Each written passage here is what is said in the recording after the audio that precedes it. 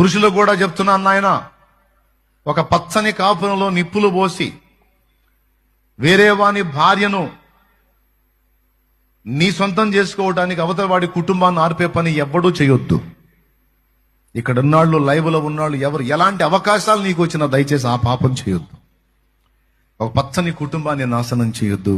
ఆ శాపం నీ ఒక్కడితో పోదు, అది నీ పిల్లలు కూడా తగిలితే. ఎంతమంది పురుషులు వింటున్నారు ఈ మాట? తెలిసి తెలిసి ఒక కుటుంబంలో నిప్పులు పోయొద్దు, ఒక కుటుంబంలో చిచ్చు పెట్టొద్దు.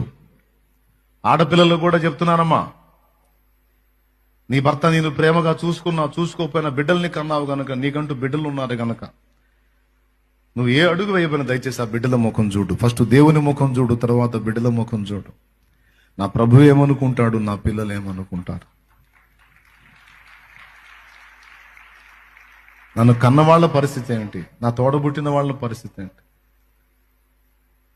సమాజం ఏమనుకుంటే నాకేమని బతకలేం కదా.